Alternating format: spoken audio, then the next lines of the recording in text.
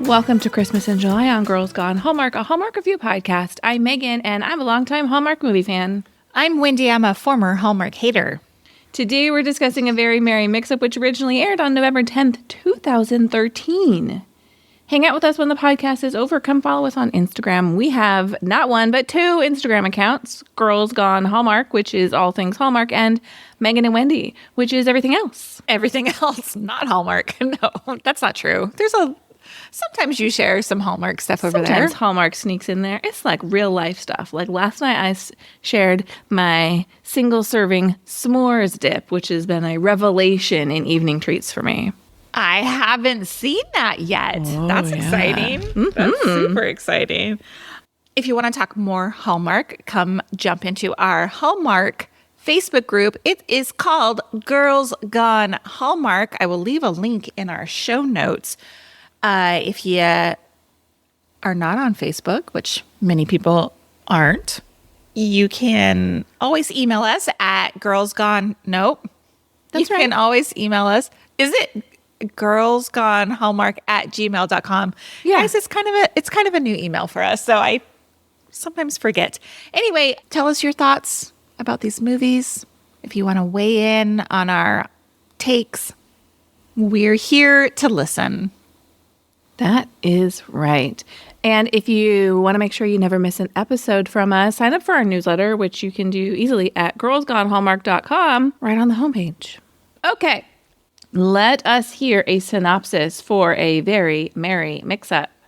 Okay, Alice is set to meet her future in-laws for the first time, but things don't go according to plan. That's it. Short and sweet. Jonathan Wright directed A Very Merry Mix-Up, and it was his second directorial project for Hallmark. He has since gone on to direct a total of 23 movies, a majority of them for Hallmark, which include True Justice, Family Ties, A Not-So-Royal Christmas, and Family History Mysteries Buried Past as of recently. I'm still waiting for a sequel to Family History Mysteries Buried Past. Mm-hmm, I thought that was Niall Mater's one of his best movies. Yeah, that was a good pairing. I liked that one. Very unique take on the mystery franchise. Exactly. Barbara Kymlicka wrote the script. She currently has 67 writing credits and has written many Hallmark and Lifetime movies. The last couple of projects Kymlicka wrote included last year's The Secret Gift of Christmas and all 4 episodes of The Love Club. Alicia Witt stars as Alice. Witt has a staggering 90 acting credits, which started in 1984 at the age of 7. She has appeared in the TV series Sybil, Friday Night Lights, Orange is the New Black, and Nashville. She's not only a TV actress, she's appeared in theatrical movies like Vanilla Sky and 2 Weeks' Notice. Fun fact, Witt is a professional singer-songwriter and pianist. She released 2 Christmas songs in 2020 that appeared in a Hallmark movie she starred in called Christmas Tree Lane. In 2023, she appeared on The Masked Singer, but was sadly eliminated after the 2nd episode. I think that show's unfair because if you actually have talent, sometimes like you get eliminated, you know? I've never watched it. And it's not very good. Is it not? I don't fully understand the premise. Are they like trying to be the best singers, or are they trying to guess who it is? I don't understand. It's not that great. It's not great. Okay. Mark Wiebe, I'm sorry if I am saying that wrong. He plays Matt Mitchum. He has 16 previous acting credits, including appearances on the TV series Nikita and The Handmaid's Tale. This movie was his second project for Hallmark, having previously appeared in the 2011 movie Christmas Magic as the waiter.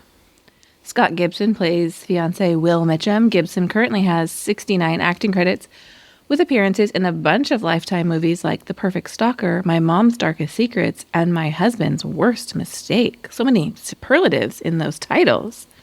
Totally. Susan Hogan plays not future mother-in-law Penny.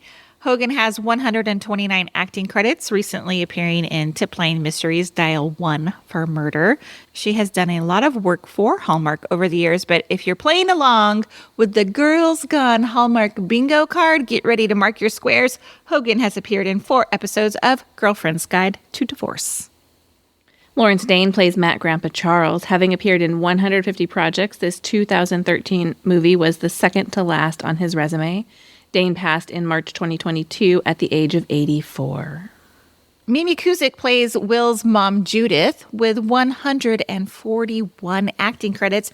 Cusick has appeared in Hill Street Blues, Blue Murder, Workin' Moms, and Unreal, to name a few. Bingo, bingo. According to IMDb, the role of Alice was originally written for Jennifer Lopez. Side note, Wendy notes she could easily see this being a theatrical movie minus the Christmas themes. Let me lead into my first impression with that. Okay. This is Hallmark's version of the 1995 movie While You Were Sleeping. Oh, yeah. Yeah. I got those vibes when they were in the hospital. That's why Jennifer Lopez passed on it, because she's like, didn't Sandy Bullock do this movie in 1995? No, I'm not doing this. Anyway, your first impression? My first impression is alternate title, Maximum Holiday Hijinks. You know that. That's how I feel when I see hijinks. When I can sense that it's coming now. You know what I mean? Yeah, and to be fair, it was only like in one concentrated portion of the movie, but that 10-minute portion of the movie was like hijinks, like coffee inadvertently spilled, crashing into a freaking tree trunk. Are you kidding me? I know. I need a shirt that says like hates hijinks. Hijink hater. Hijink hater. Okay, let's talk about what we did like about this movie. I'll go first if you'd like. I enjoyed the bones of this movie, but I also really enjoyed While You Were Sleeping. Yeah. So you like the misdirection of it all. I mean, okay, so I didn't realize while I was watching it that it was... let me take that back. When I was watching it, I was like, this movie feels very familiar. And then I started putting my notes together and then put two and two that it was like, oh, this is very similar to the 1995 While You Were Sleeping movie. That's like, from 1995. It is 29 years old. I believe so. Wow. I believe that's right. Do you want me to double check it? I believe you. Okay. I know. We're just old, Megan. We watched those movies oh my God, I was out of high school, so I don't even, never mind. So, like I said, as I'm watching it, I'm like, oh, I really like this movie. But outside of that, I'm like, I don't really like this movie because I feel like it's a complete ripoff. Oh, okay. Okay, that's what I gotta say. Well, there are a few things that I liked. I liked the Wrong Mitchum family quite a bit, obviously. Of course. So warm and lovely, and I would love to accidentally end up at their house for Christmas. And they really sold me on being this, like, just wonderful family, particularly Grandpa Mitchum, his storytelling and the way just he speaks felt like a warm hug. Like, he brought Alice into the fold so quickly and so easily. And later in the movie, when he shows up at the Wrong Mitchum's home, I just, we all need that grandpa in our life. Yeah, I thought he was good too. That the Wrong Mitchum family was very nice.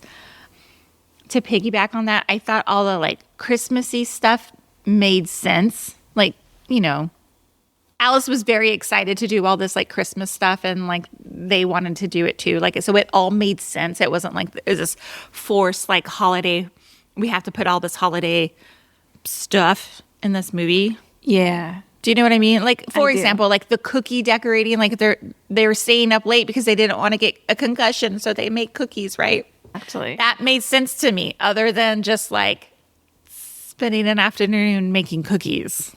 Yeah, not checking the box. Like, today is cookie decorating day. Exactly. On another note, I thought Scott Gibson as Will might be the ultimate Hallmark supervillain. He was awful. The worst. Awful. Perhaps the worst we've ever seen. But and you like it? I think it's well done. I mean, if you're going to do it, do it. Mm-hmm. You know, we've seen a lot. Like, we get a lot of these, like, wrong guys.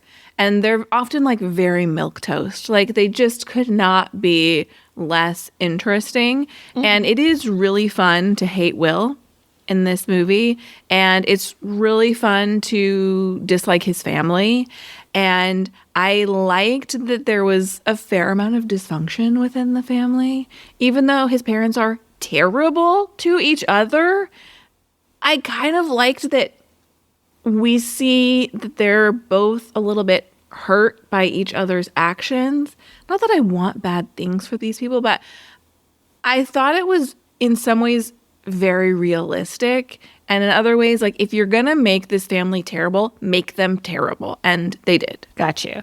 Well, to elaborate on that, I did think Mimi Cusick, who plays his mom, Judith, she was a standout for me. I just enjoyed that she was like such a polar opposite to the wrong mother-in-law, Penny. Yeah, to Susan Hogan's character. Susan Hogan. Yeah, I like that they were like such polar opposites. And there was that one scene where like Alice arrives at their house and she's like standing in the wings and she's like, "Don't touch that." Yes. It's so funny. And she's like cleansing her chakras. She's great.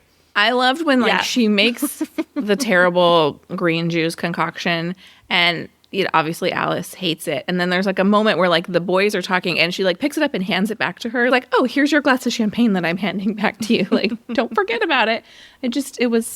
I agree. She was great. I liked her. I have one more like. Okay. I thought Alicia Witt was quirky and charming, though her character thought sometimes was like immature. Is that the best way? Juvenile? I don't know. Like naive? Maybe naive is the better word I'm looking for. I think Alicia Witt characters tend to be that way. And I don't know if it is an acting choice or if it is something she can't push past. Interesting. I am trying to remember who she was in Friday Night Lights. Yeah, I don't have any memory of her in Friday Night Lights. I don't know if she was like someone's mom or someone's older sister or something, but I kind of see her in like a mini skirt and tank top and cowboy boots, which, I mean, that's what they all wore. Alicia Witt played Becky Sproul's single mom, Cheryl, on Friday Night Lights.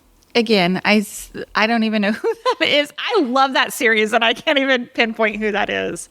That is typically one of my complaints about her characters. And I will be honest, it makes me shy away from her movies.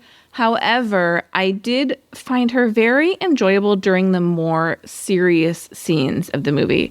When she's angry at Will, I really like her. When she's talking about things that are meaningful to her, I really like her. But when she veers into the like whimsical love of the holiday, for me, it just swings a little bit too far. Got it. Yeah, I did. You were not down to watch an Alicia Witt movie, were you? Redhead on redhead crime here. I did like this movie more than I anticipated it. Okay. I did really love, to her credit, the scene where she is locked in the bathroom crying over the clock. I could tell, I was thinking in that moment, does Wendy love this or does she hate this? And I will give you your moment.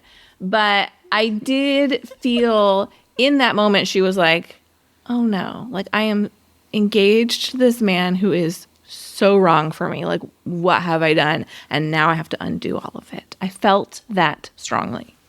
Tell me what you thought. I didn't hate it. I mean, I like that stuff. Just like as a whole, like I didn't love it, but okay. Let's talk wishes. We already touched on it, but this movie needed better dudes. Both dudes. I thought, well, obviously we already talked about fiance Will. He was awful. Like, what qualities did this guy have that she found appealing from the beginning? And the fact that he was like pushing her into selling her dad's antique shop. I'm like, GTFO, dude. Like, not okay. Yeah, not okay. And goes so far as the investor was already out and he brings him back in. No, you're a bad guy. Yeah, I'm having flashbacks. We talked about this. What movie was it? It was a Hallmark movie, and he helped, I don't even know, I can't even remember the characters, but he helped sell her car. She had a leak in her roof. does this sound familiar? Oh, I do know what you're talking about. Is it Wedding Every Weekend? I think it is Wedding Every Weekend. Yeah, where Paul Campbell tries to come in and sell like her antique car, and he already lines it up, and I was like, wait, no. So for you, Mark Wiebe is like Bobo Bill Pullman. Oh, totally. Yeah. Okay, now I want to talk about Matt Mitchum, because I said better dudes. I did not like the way Matt Mitchum moved in this movie. First of all, no, listen to me. Alice was engaged to his brother, or so he thought. He was acting inappropriately. 100%. And then he keeps pursuing her when he finds out, bro, she's engaged. Lay off. Yeah. My note is that I think hunting down the girl you just met and then her agreeing to go on a midnight walk date with you while she's staying with her fiance's family are two wild choices. Totally. Like super inappropriate. And like, I'm shining the flashlight in her window? Dude, I would be like, yikes, you are too much. I met you 2 days ago at the airport. Get out of here. But then she's all in because we get the worst line in this movie where she says, "You are my destiny." Nope. Ugh. Nope. It's worse than "I love you." I have one more wish. Yeah. Well, I don't know why I put this in the wish. I thought this movie was super predictable. Saw the mix-up coming as soon as Will puts her in that car. Like when he's like, "Oh, I can't." Like it's so obvious. But I assumed, because Alice and what's his name? Matt, they get in that like accident or whatever. I assumed they were going to be in a coma and she was going to wake up and not remember who her fiance was. Like that's what I thought we were going towards. Me too. I thought she was not going to remember things. And then it would have been much easier for her to end up going home with him, not just like some weird mix up in the name. Because to me, it's like, you're like, you call him Billy, I call him Will. Would you be like, show me a picture of your brother to make sure we're talking about the same person? Well, they looked at it. She looked at a childhood picture and she's like, like she's like, that doesn't look like him. Well, she didn't say that doesn't look like them. She thought like the other brother was whatever. Anyway, like, oh. Yes. Okay. Do you have any other wishes? I just wish she would have been like, hey, can we make a stop at Target? Because it's 2013. It is not the Stone Ages. If your luggage gets lost, go buy yourself like a sweatsuit and a fresh pair of underwear. This is not an insurmountable problem. No, not at all. You need some toiletries, easy to pick up. Yes. Thanks to our sponsor, Target. No, I'm just kidding. I wish. Any day now. Okay, Yeah, now I'm ready I for agree. you. Did you see that? I only have one, and Okay. it was towards the end, and Alice is running in the cold and the snow to go get Matt, and it was shot like so strangely, like from beneath her. Do you remember the scene at all? Like it kind of took. It seemed like an eternity, to be quite honest, but it was like very quick. But she's like running, and I was like, why did the director shoot it like that? Why didn't he just like shoot it straight on? It was bizarre. Well, what I noticed about that scene is when she first takes off, it seems to be raining, but then it appears to be snowing. But then when she arrives, she's all wet. I'm like, is it snow? What's on her head? Like, it's got to be snow, but I just thought it was weird. Doesn't snow make you wet though? I don't know. I've never really been. Yes, I'm sure. Like, if there's enough snow in your hair, you're gonna be wet. But to me, it seemed like there was both the sound and the visual of rain, but then very quickly it's snow. Anyway, that's all. My only other did you see that is because we are watching these movies concurrently with our Signed, Sealed, Delivered watch. I thought it was notable that we have another man being left by a woman who runs away to Paris. Oh, interesting. That's where Matt's fiance ran away to. Yeah, interesting. Maybe that was just a theme. Did people just want to run away to Paris at that time? Evidently. Okay. What did you rate this movie? 2.5 stars. Same. Ooh, right down the middle. I did. I didn't I didn't hate it, but I didn't. I didn't love hate it either. I actually liked it more than I thought I would. But it was. This is what people think a Hallmark movie is. I think like this takes my hatred of falling in love while you're in another relationship to another level because the brother was like, well, the fake brother was like so out of line. So out of line. All right, thank you for listening to this episode of Girls Gone Hallmark. We hope you're loving Christmas in July. There's more to come. If you love this podcast, we love your, you know it, 5-star ratings and reviews. If Alicia Witt is your favorite Hallmark actress, be sure to head on over to the Apple Podcast app and give this podcast a rating. We'll see you next time. Goodbye. Bye.